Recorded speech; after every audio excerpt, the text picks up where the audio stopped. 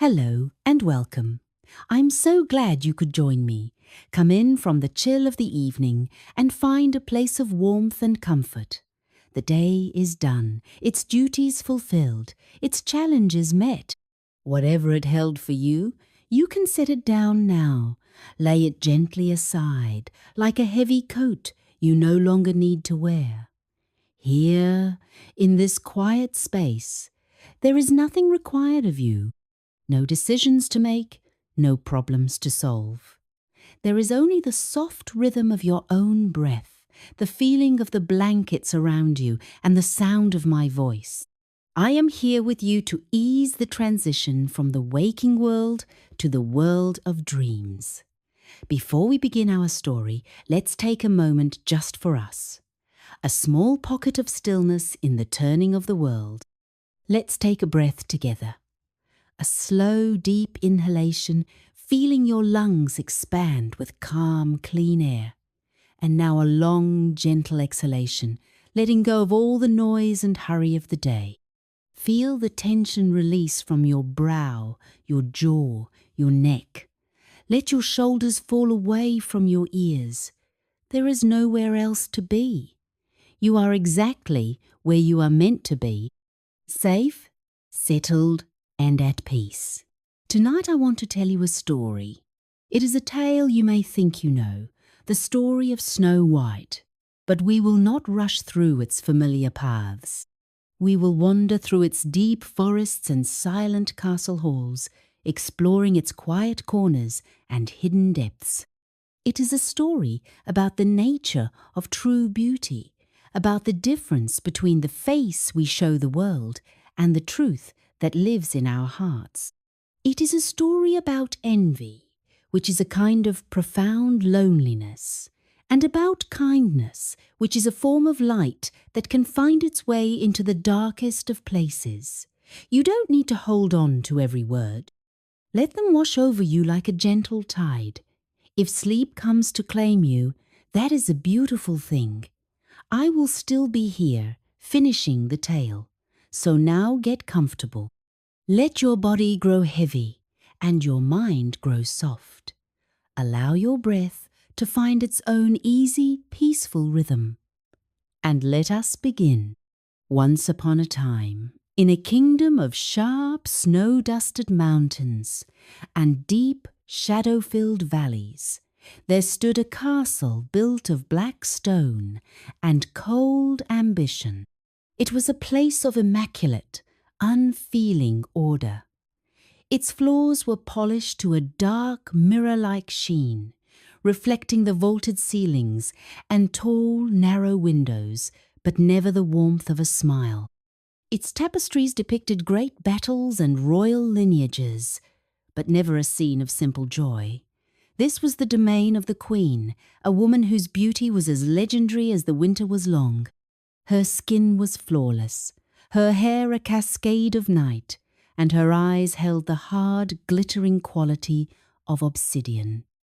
But her beauty was a construct, a fortress she had built around a profound and aching emptiness. It was a beauty that demanded to be seen, to be affirmed, to be declared supreme, for she herself did not feel it. It was a performance, and she was its only true and most lonely audience. Her heart had become a cold, polished jewel, incapable of generating its own warmth, but desperate to reflect the light of admiration from others. Each day was a ritual of reinforcement. She would adorn herself in gowns of velvet and silk, so dark they seemed to drink the very light from the room. She would place upon her brow crowns of silver and iron, their weight a constant reminder of her station and the crushing burden of her own expectation. Her only confidant, her only true companion in this gilded cage was an ancient mirror, framed in tarnished silver and swirling ebony. It was said to be enchanted, to hold a sliver of the world's unvarnished truth within its depths. For the queen, it was more than magic. It was the sole arbiter of her worth. Every morning, After the long and lonely performance of her toilette was complete, she would stand before it, her posture rigid, her breath held. She did not ask a question so much as demand an answer, a confirmation that her efforts had not been in vain.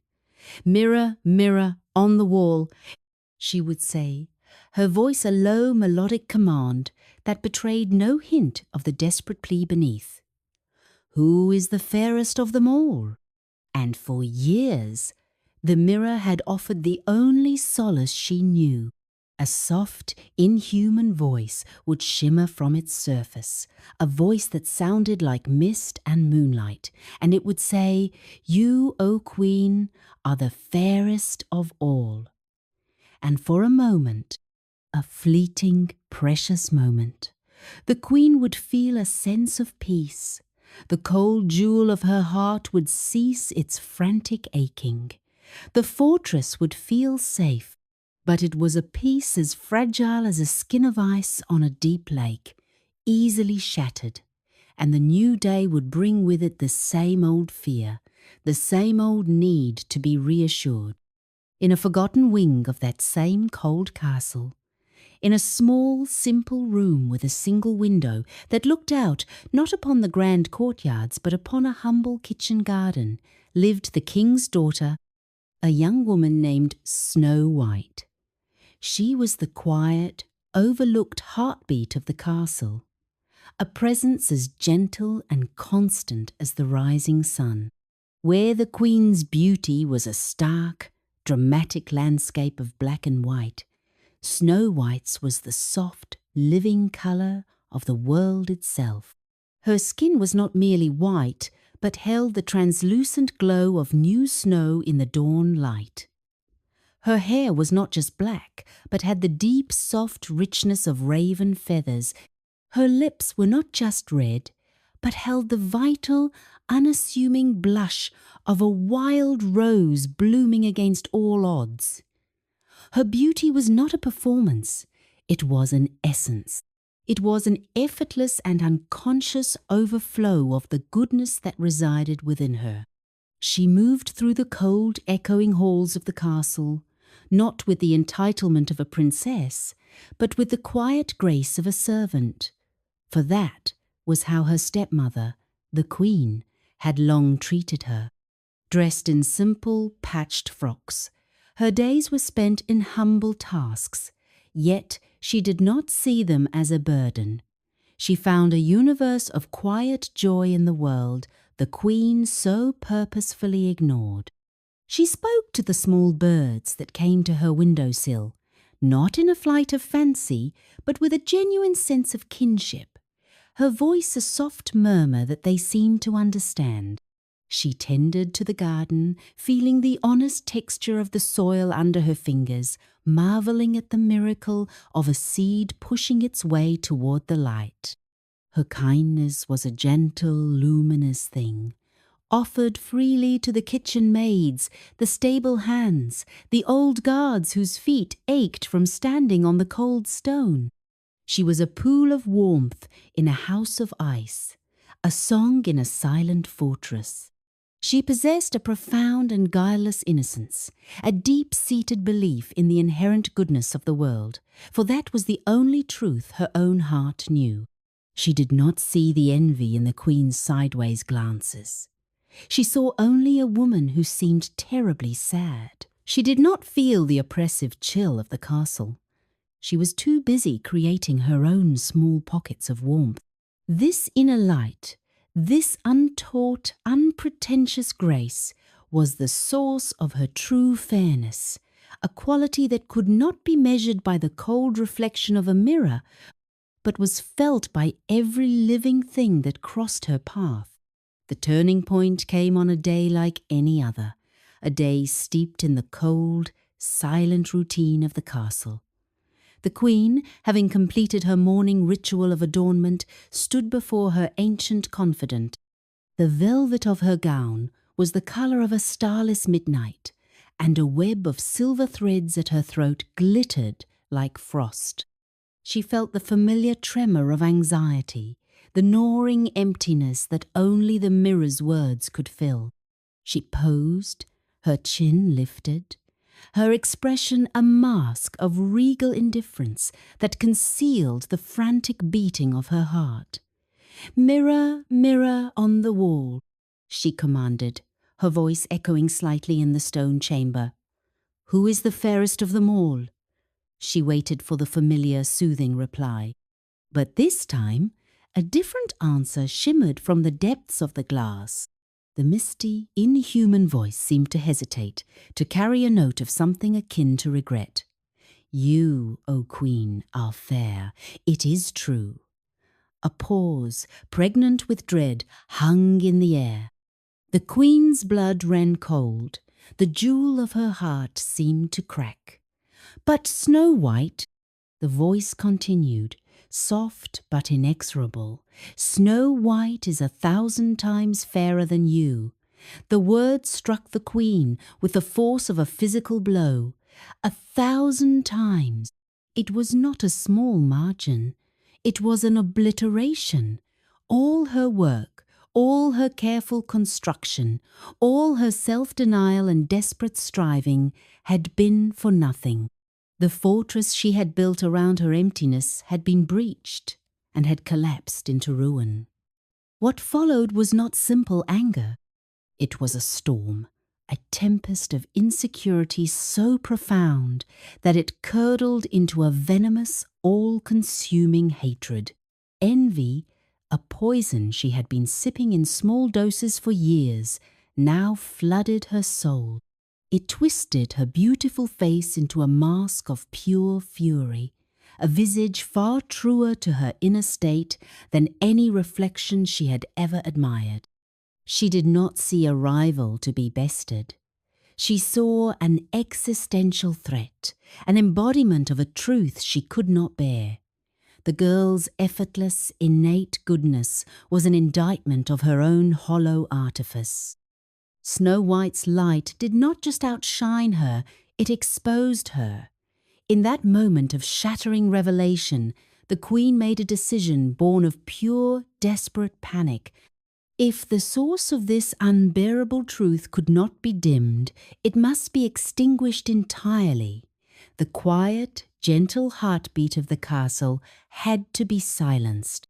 The Queen's rage settled into a cold, methodical purpose. She summoned to her private audience chamber the royal huntsman, a man named Eric. He was a figure as different from the court as a wild oak is from a polished column. He was a man of the forest, his face weathered by wind and sun, his hands calloused from the bow and the knife. He was a man of silence and solitude, more comfortable in the company of trees and animals than with the veiled words and shifting allegiances of the castle.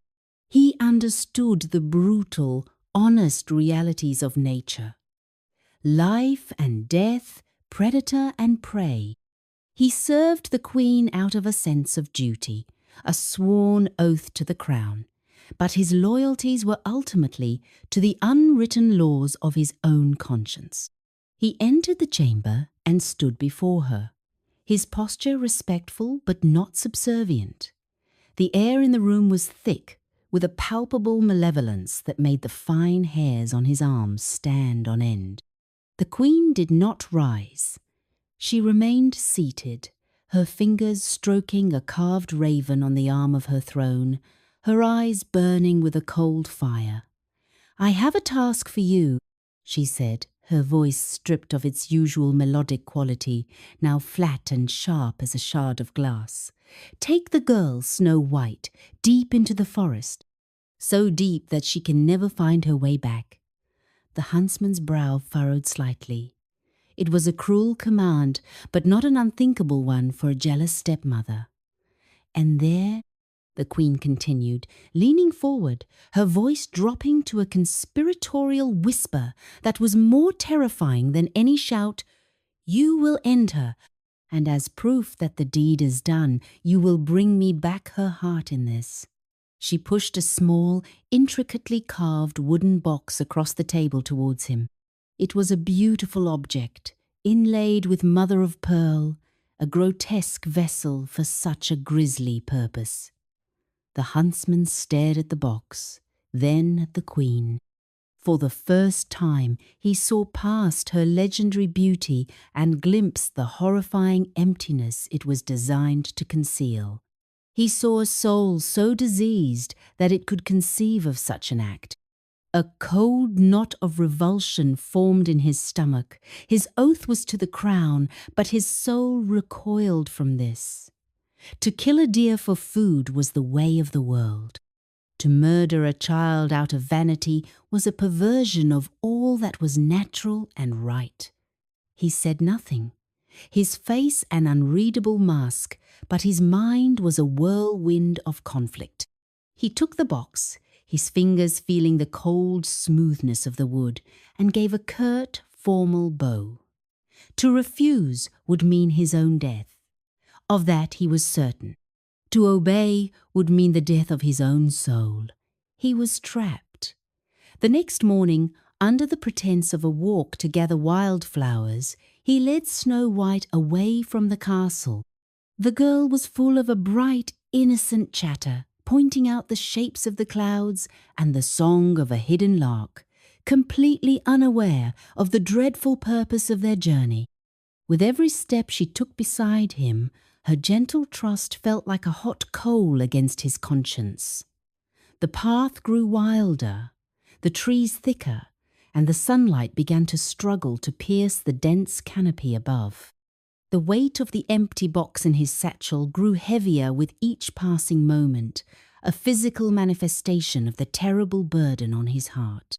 They walked for hours, deeper and deeper into the great forest, a vast and ancient wilderness that had stood long before the first stones of the castle were ever laid.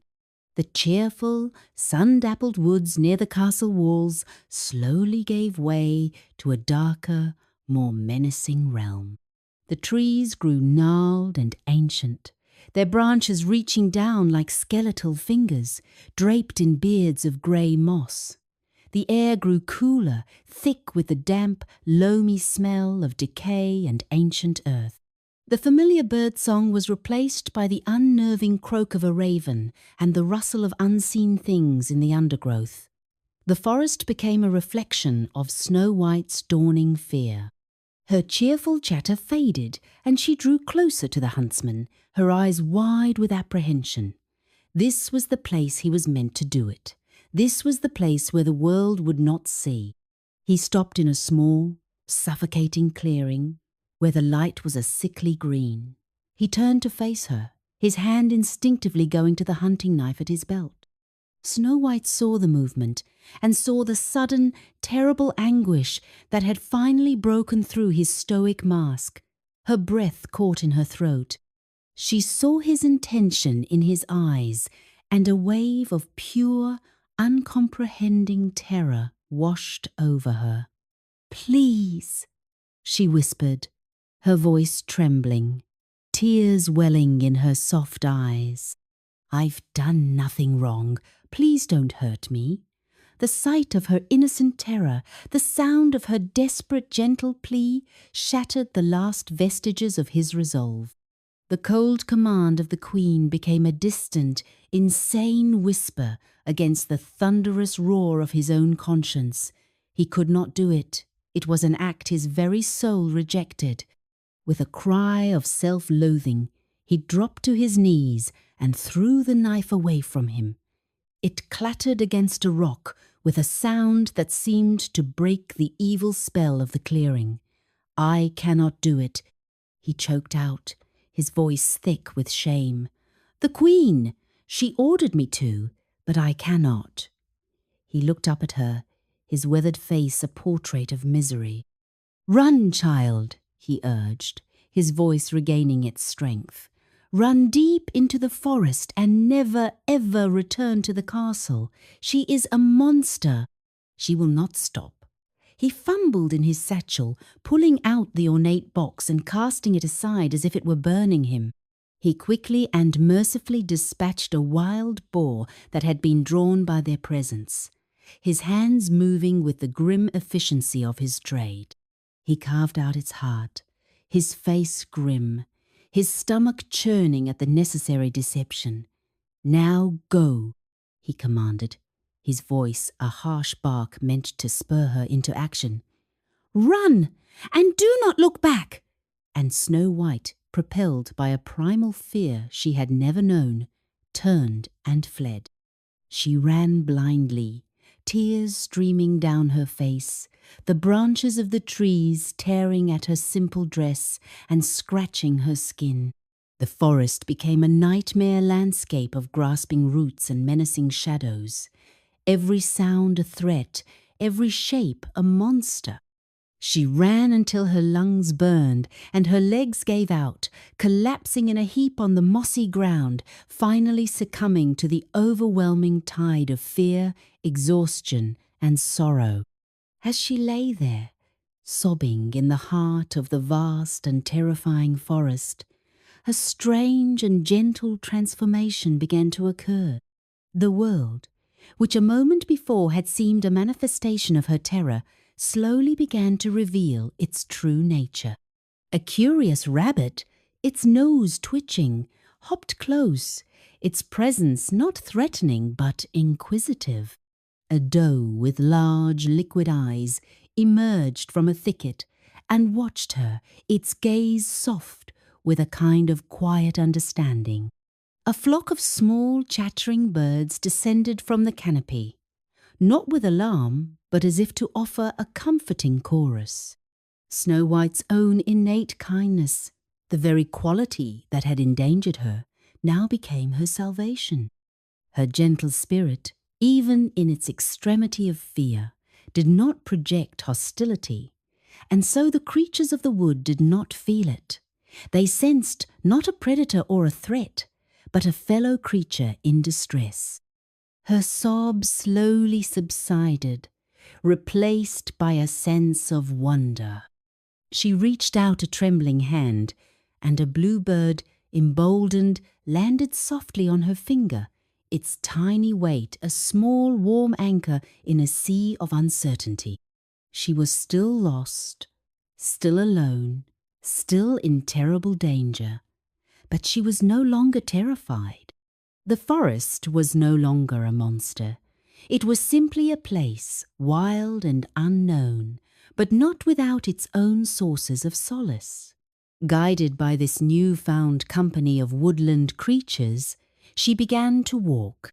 They led her through the tangled undergrowth, finding paths she could not see, leading her away from treacherous ravines and towards sunnier, more welcoming groves. As the afternoon sun began to slant through the trees, casting long golden shafts of light onto the forest floor, they brought her to a place that felt like a secret, a small, perfect clearing, untouched by the gloom of the deeper woods. And there, nestled amongst the roots of an enormous, benevolent-looking oak tree, was a sight so unexpected, so utterly charming, that she gasped.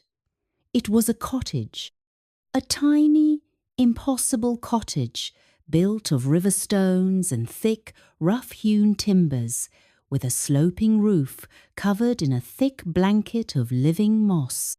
A thin curl of smoke, smelling of pine, and something savoury, rose from a crooked stone chimney, a clear and welcome sign of life.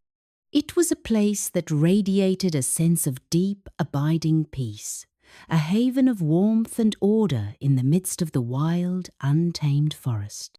Hesitantly, she approached the small, rounded door, which stood slightly ajar. She knocked softly, but there was no answer. Pushing the door open, she peeked inside. The interior was even more astonishing.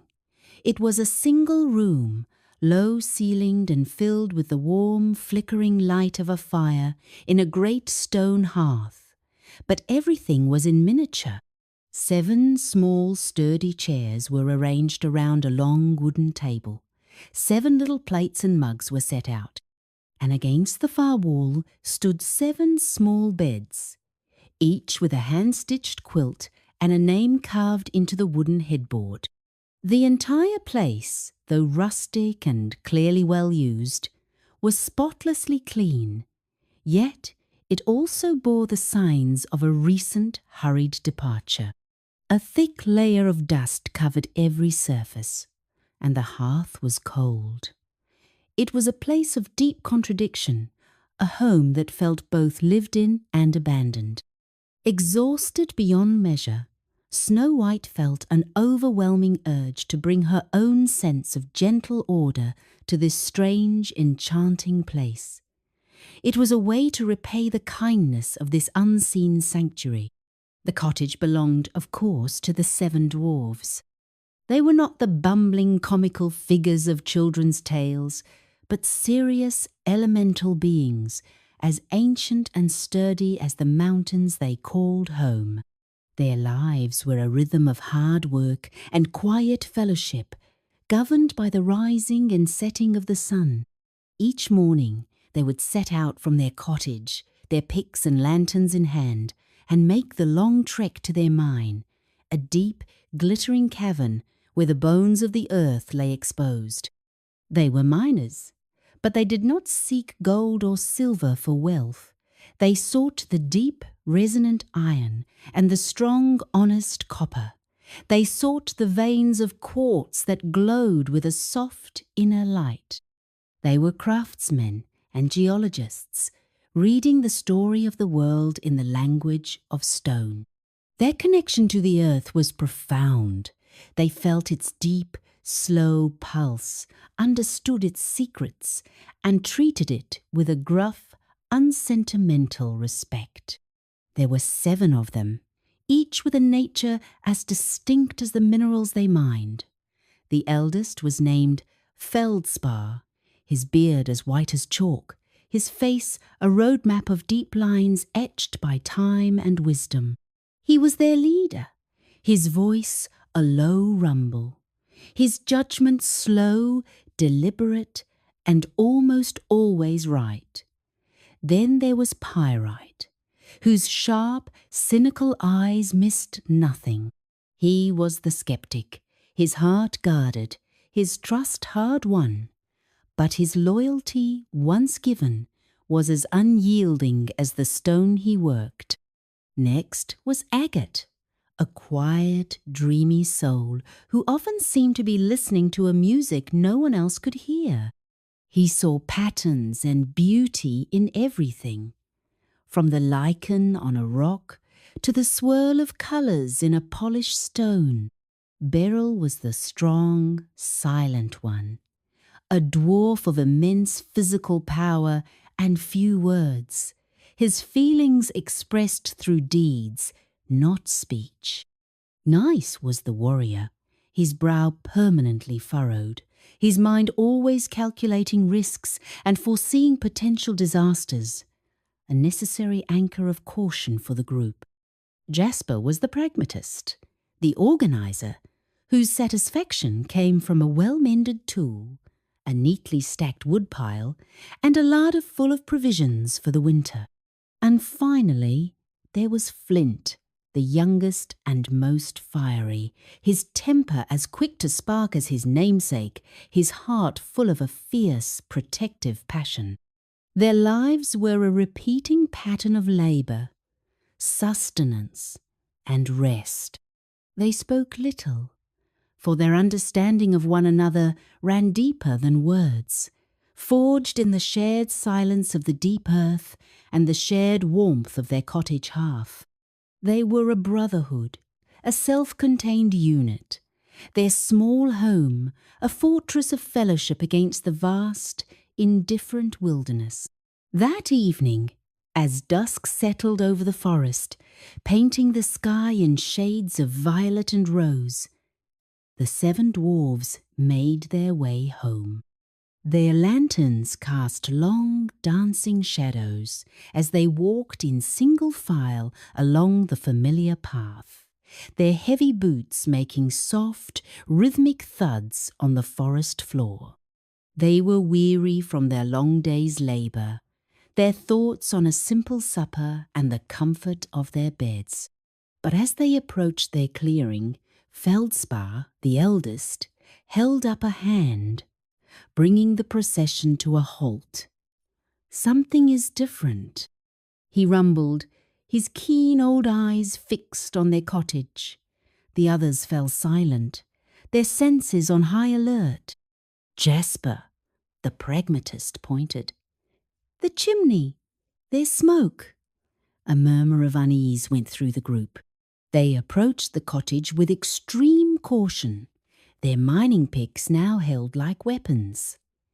Pyrite, the skeptic, peered through a window. His eyes widened. "It's clean," he whispered in disbelief. "Someone has cleaned the place." They exchanged baffled, suspicious glances. Pushing the door open, they crept inside. The cottage was transformed. The dust was gone, the floor swept clean. The little pots and pans hanging by the hearth gleamed in the firelight. A pot of savoury stew bubbled on the fire, filling the small room with a delicious, welcoming aroma. And there, stretched across 3 of their little beds, fast asleep, was a young woman of unearthly beauty, her black hair stark against the homespun quilts, her chest rising and falling in the gentle rhythm of exhausted sleep. The dwarves stood frozen, staring in utter astonishment. "What is it?" whispered Agate, his eyes wide with wonder. "A monster, Gneiss," the warrior immediately decided. "A beautiful, terrible monster that will surely eat us in our sleep." "It's a girl," stated Beryl, the obviousness of the fact seeming to be the most important detail to him. They debated in hushed, urgent tones what to do. Flint wanted to scare her away, to protect their home from this intrusion. Pyrite suspected a trick, a trap laid by some forest spirit. But Feldspar, watching the sleeping figure, saw not a threat, but a profound and desperate weariness. He saw the tear tracks on her dusty cheeks and the scratches on her arms. He saw a creature like any other, who had sought refuge from a storm. When Snow White finally stirred, woken by their hushed arguing, she sat up and saw 7 small, bearded faces staring at her with a mixture of fear, suspicion, and curiosity. Terrified, she started to explain, her voice trembling as she recounted the queen's jealousy and the huntsman's mercy. As she spoke, the dwarves listened, their expressions softening. They were beings of the earth, and they knew the ring of truth when they heard it. They sensed the genuine goodness that radiated from her, a quality as pure and clear as the crystals they sometimes found in the heart of the mountain. When her story was finished, a silence fell over the room. It was Jasper who broke it. "Well," he said gruffly, trying to hide his compassion, "the stew smells good. It would be a shame to let it burn." And with that simple, practical statement, the matter was settled. They offered her shelter in exchange for her help in the cottage, a bargain that brought a new and unexpected light into all of their lives. Snow White, with her gentle spirit and cheerful songs, filled their home with a warmth it had never known. And the dwarves, with their quiet strength and earthy wisdom, gave her the one thing she had never had, the unconditional safety and acceptance of a true family. Back in the cold, black castle, the queen had found a temporary and fragile peace. She believed her rival was gone, the threat extinguished. She had received the wooden box from the huntsman, its grisly contents confirming his obedience. She did not open it. The very thought of it repulsed her, yet she kept it, a dark trophy of her victory. For a time, she felt a semblance of her old, hollow confidence return. The fortress of her ego was rebuilt, and she resumed her daily rituals, her gowns seeming darker, her jewels harder, her smile more brittle than ever. The silence of the castle was now complete, the absence of Snow White's gentle, living presence, making the halls feel even more vast and empty, though the Queen refused to acknowledge it. One day, feeling the need for her ultimate reassurance, she approached the magic mirror. She stood before it, her posture regal, a faint, triumphant smile on her lips. "Mirror, mirror on the wall," she said, her voice confident. "Who now is the fairest of all?" She expected, she knew the answer. But the misty voice from the glass returned with the same devastating, world-shattering truth. "You, O Queen, are fair, it is true, but over the hills, in the glen, with the 7 dwarfs, Snow White is still living. And she is still 1,000 times fairer than you." The Queen's triumphant smile froze, then shattered like glass. A wave of disbelief, followed by a tidal wave of pure, incandescent rage, washed over her. She had been deceived. The huntsman had betrayed her. And the girl. The girl was still alive.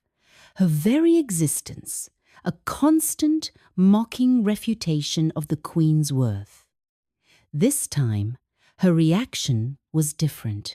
It was not the hot flash of fury from before, but a cold, calculating, and far more terrifying resolve.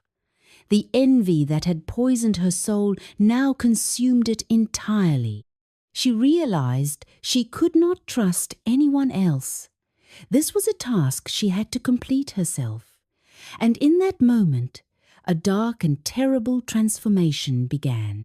If the world insisted that inner fairness was the true measure of beauty, then she would abandon the pretense of outer beauty altogether. She would use it as a weapon, a disguise.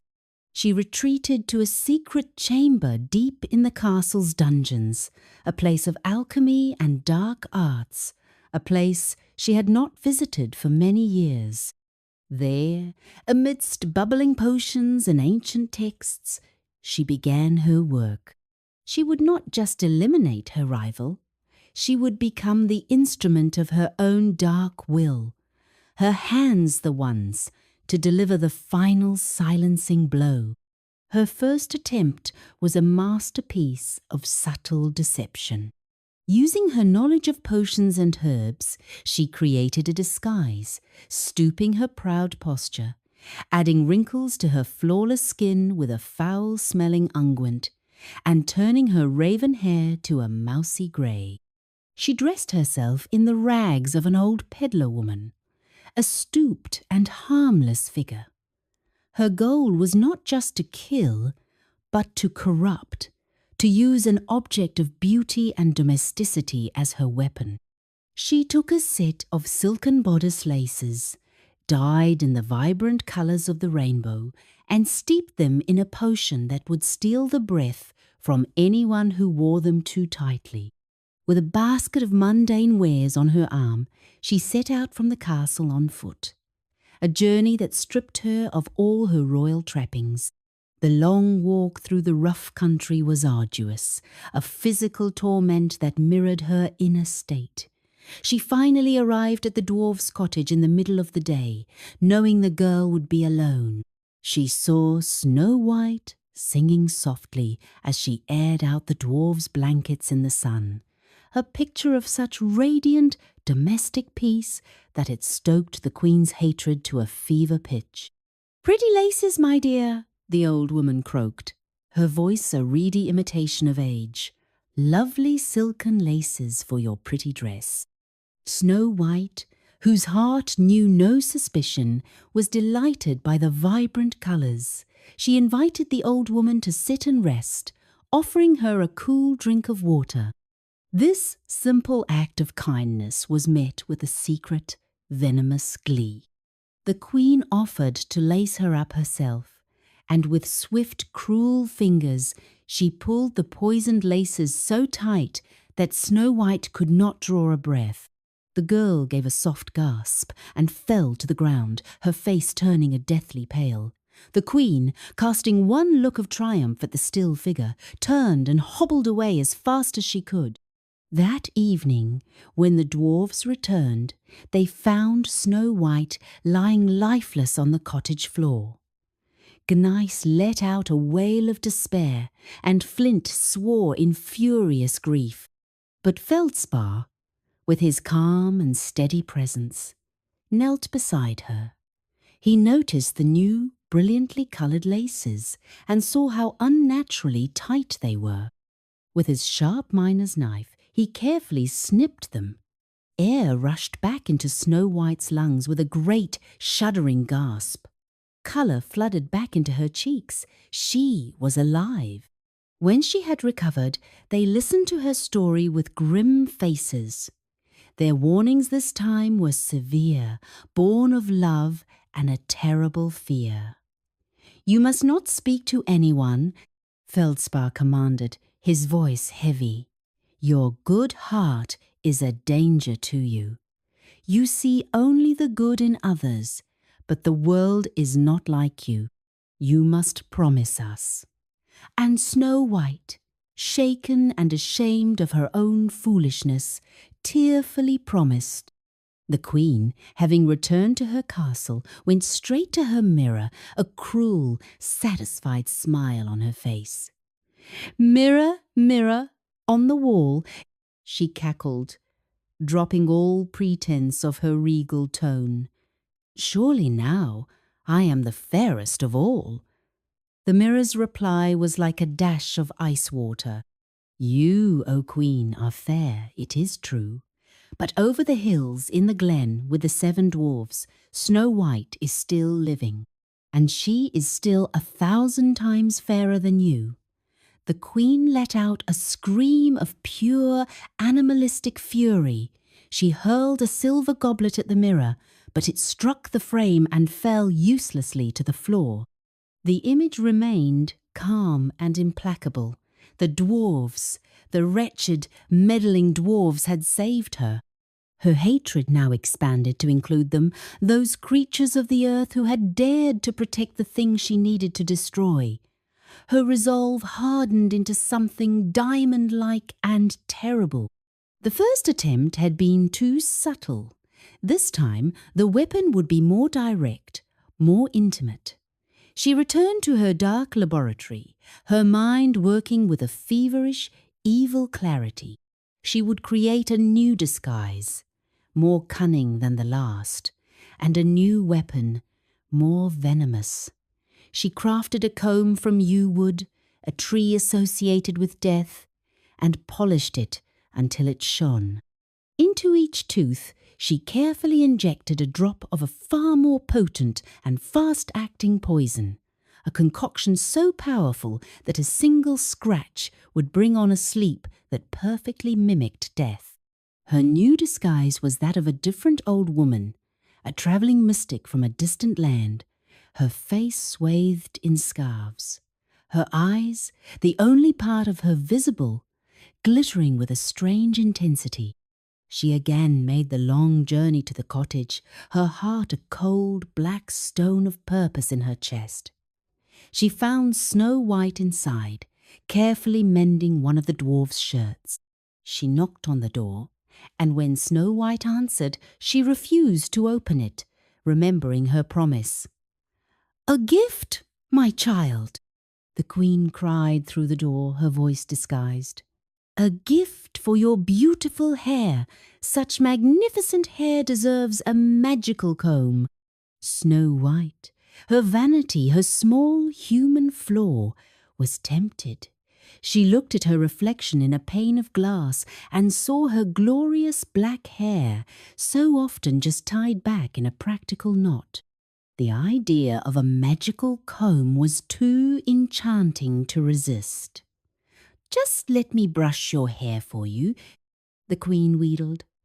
"Just once, to show you its magic." Overcome by temptation, Snow White unlatched the door just a crack. It was enough. The queen's arm snaked through the opening. the comb in her hand. Before Snow White could react, the queen thrust the comb deep into her hair, its poisoned teeth scraping her scalp. The effect was instantaneous. Snow White's eyes rolled back in her head, and she collapsed to the floor without a sound. The queen did not wait to see more. She fled, a triumphant, silent laugh, shaking her disguised form. When the dwarfs returned that evening, their worst fears were realized. They found her on the floor again, the ornate comb still tangled in her hair. This time, Pyrite was the one who saw it.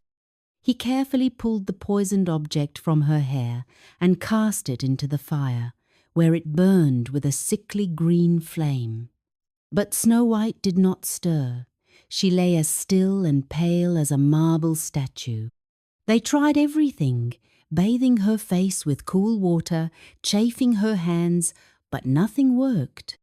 All hope seemed lost, until Agate, the quiet dreamer, noticed a tiny drop of the viscous poison still clinging to her scalp.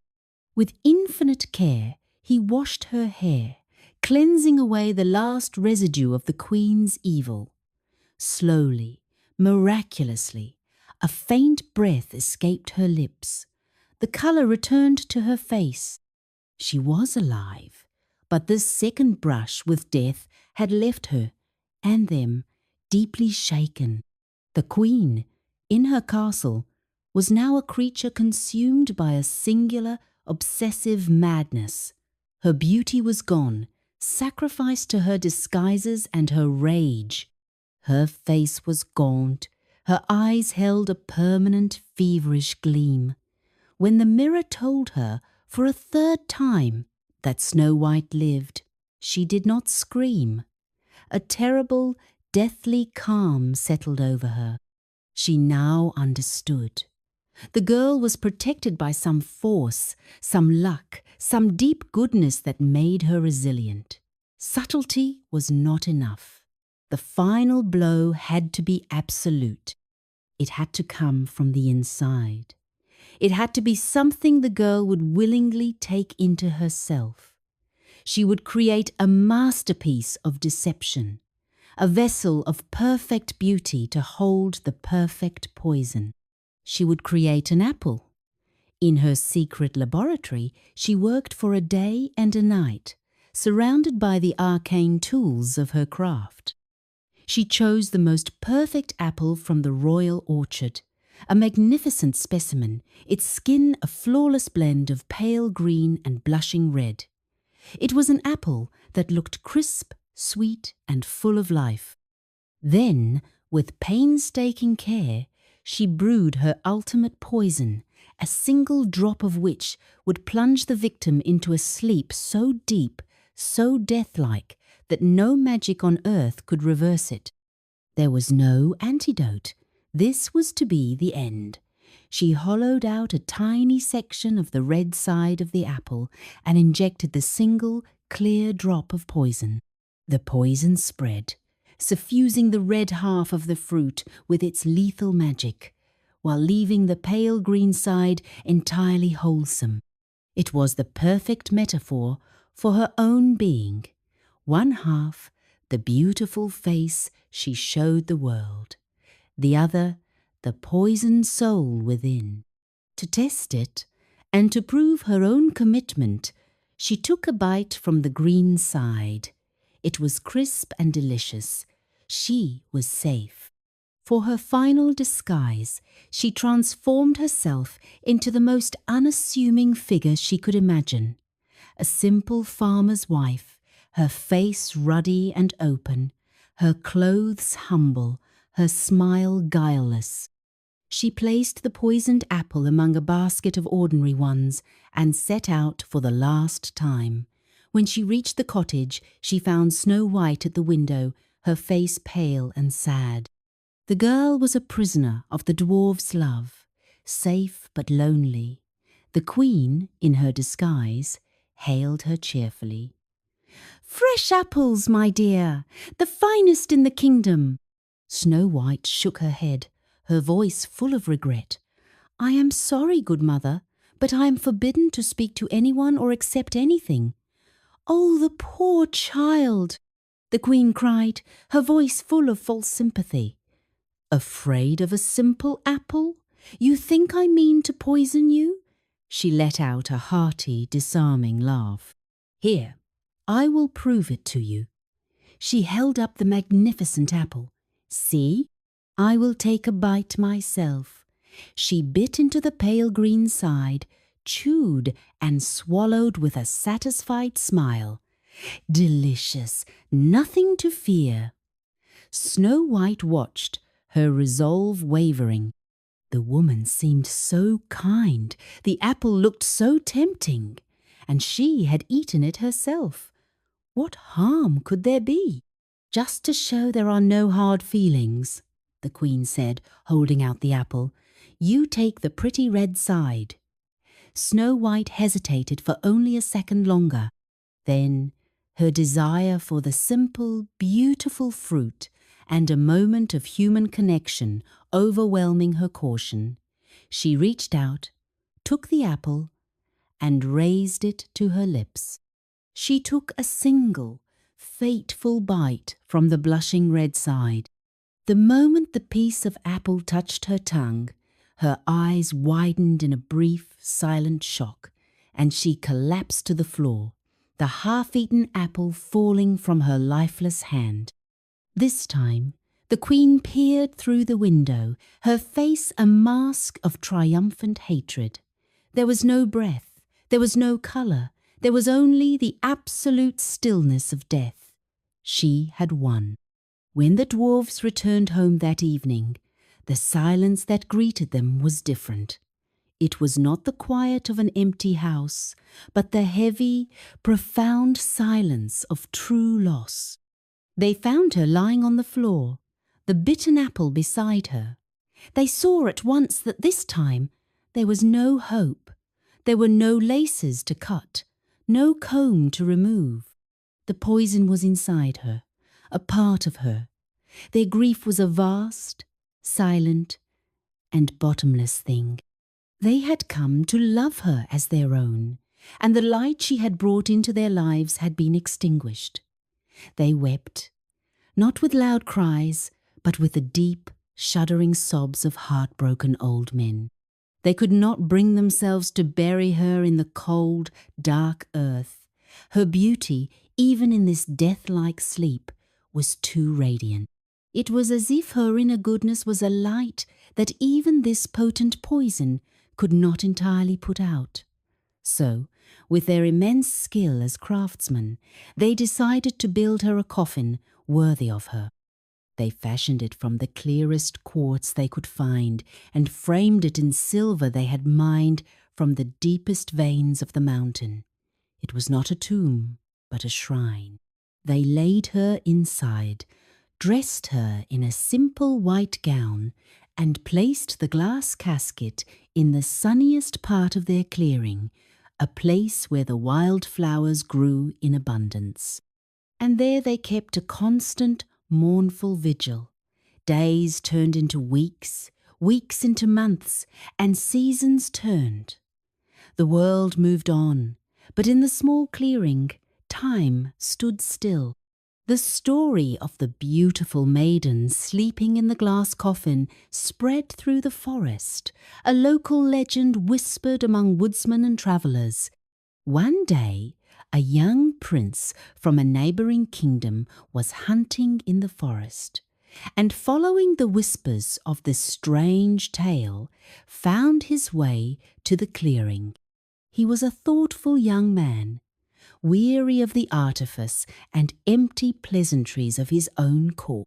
He was a lonely seeker, much like the prince in another tale, searching not for a bride, but for something true, something real. He saw the grieving dwarfs, their faces etched with a love and sorrow so profound it was palpable. And he saw the maiden in her crystal bed. He was struck, not just by her flawless beauty, but by the aura of pure, incorruptible goodness that seemed to emanate from her, even in death. It was a stillness so peaceful. It felt more alive than many of the chattering people he knew at home. He felt an overwhelming sense of connection to this silent, beautiful mystery.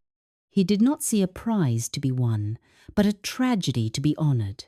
He approached the dwarves, his voice full of a gentle, sincere respect. "I do not know who she was," he said softly, "but the spirit of goodness is so strong around her that I feel I must honour it. Please let me give her a proper resting place in my castle chapel. I will treasure her as my most precious possession, not for her beauty, but for the profound peace she represents." The dwarves, seeing the genuine reverence in his eyes and hearing the truth in his voice, were moved. They saw he was not a treasure hunter, but a kindred spirit who understood her worth. With heavy hearts, they agreed. The prince's attendants were instructed to lift the heavy glass coffin with the utmost care. As they raised it to their shoulders to begin the solemn journey back to the castle, one of the attendants stumbled on a gnarled tree root. The coffin lurched violently, and the jolt dislodged the small poisoned piece of apple that had been lodged in Snow White's throat for all that time. It fell from her lips, unseen, onto the mossy ground. A moment later, a faint sigh escaped her. Her eyelashes fluttered. Slowly, a warm, living blush spread across her cheeks and lips. She opened her eyes, blinking against the sudden sunlight, and sat up, looking around in bewilderment. The prince stood frozen, his heart pounding in his chest, witnessing what could only be described as a miracle. The dwarves let out a collective cry of pure, unadulterated joy, rushing to her side, their faces streaming with tears of disbelief and relief. Snow White looked from their joyous faces to the kind, astonished face of the handsome prince.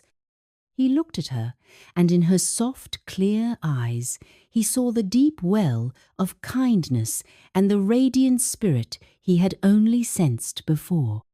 It was not the magic of a kiss that had saved her, but a simple, clumsy accident that broke the physical hold of the poison. The real magic was in the resilience of her goodness, a force so strong it had preserved her, and the prince's ability to recognize that goodness even when it was hidden in a death-like sleep. "I have been searching for something real," he said, his voice full of wonder, "and I have found it in you." And so the prince and Snow White returned to his kingdom, not as conqueror and prize, but as two souls who had found in each other the authenticity they both craved. The 7 dwarves were honoured guests at their wedding, and for all the years that followed, their cottage a second home for the new queen. As for the wicked queen, upon her return to the castle, she went to the mirror one last time, her voice dripping with triumphant certainty. "Mirror, mirror on the wall," she hissed, "who is the fairest of them all?" The mirror replied, "You, O queen, are fair, it is true, but the new queen, Snow White, is still 1,000 times fairer than you." At this final, unbearable confirmation of her failure, the queen let out a sound of rage and despair so terrible that the enchanted mirror shattered into 1,000 pieces, and with it the last of her sanity. For she had learned the hardest lesson of all, that true fairness is not a reflection to be captured in a glass, but a light that shines from within. It is a quality of the heart, a warmth that can outlast the coldest winter, and a truth that, no matter how deeply buried, will always, eventually, find its way back to the light. And in that truth, in that gentle, resilient light, they found their happily ever after.